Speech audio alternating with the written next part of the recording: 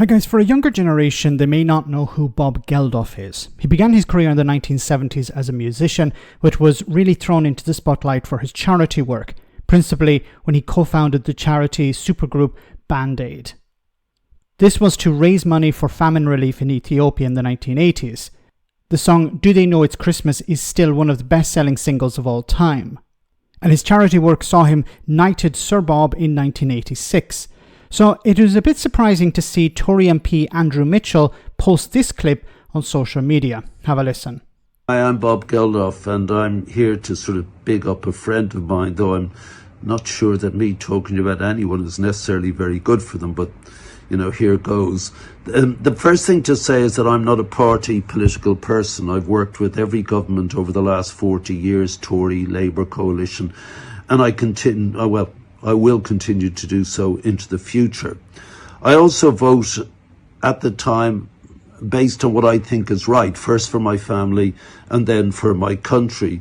So the party that Andrew Mitchell is a member of is not important to me. What is important is that he's a decent person, or else he wouldn't be a friend of mine, I guess. He's also a very effective politician, and we desperately need people in Parliament, in opposition or in government, who are both good at their job and all right as people, as a human being, and I think that's Andrew. I met him, 15 or 16 years ago, and we've on several occasions worked together to try and help the poor people of the world. And I've worked with many ministers in that capacity, and frankly, some are absolutely useless and some are very good indeed. Andrew's in the latter category.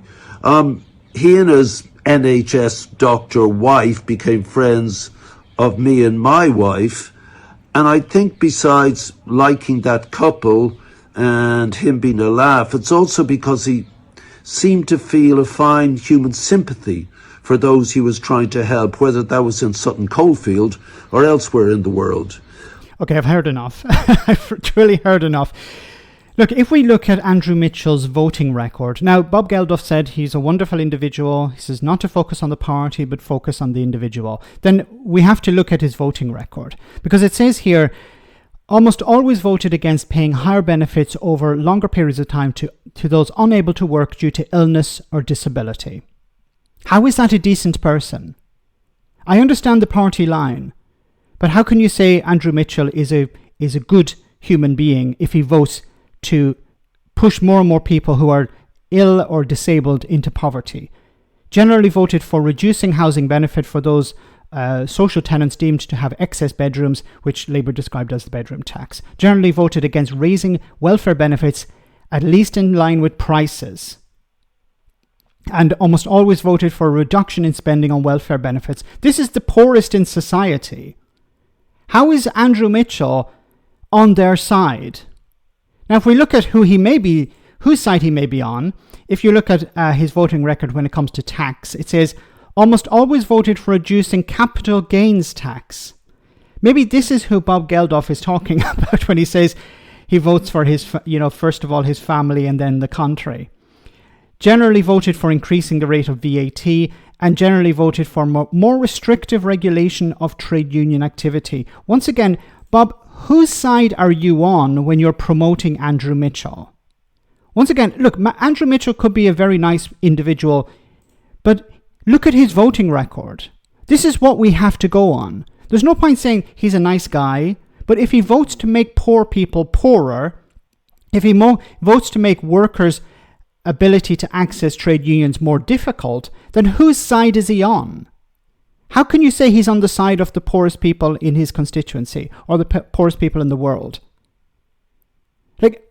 Once again, you can say he's a good person, but what do we have to go on? What evidence do we have to look at? We have his voting record. And I know the voting record of many MPs, they just vote down the party line. But what's the point in saying people should go out and vote for him if he votes against the interests of poor people? The people that you are supposed to be defending. You have raised millions for the poorest in the world. How can you support somebody like Andrew Mitchell? Because voting for Andrew Mitchell means you're voting for this. This is the side you're on. You can't disconnect Andrew Mitchell from his party. Because if he's voted into power again, and if the Conservatives are voted into power again, you're going to have more of this. There's no point talking about Andrew Mitchell being a nice guy and having a bit of a laugh. It's this type of attitude has to change. You can like individual MPs, but you have to vote based on the policies. Vote based on the voting record. Because that's what they actually do. Let me know in the comment section, guys, what you think. As always, your comments are greatly appreciated. Thanks a lot.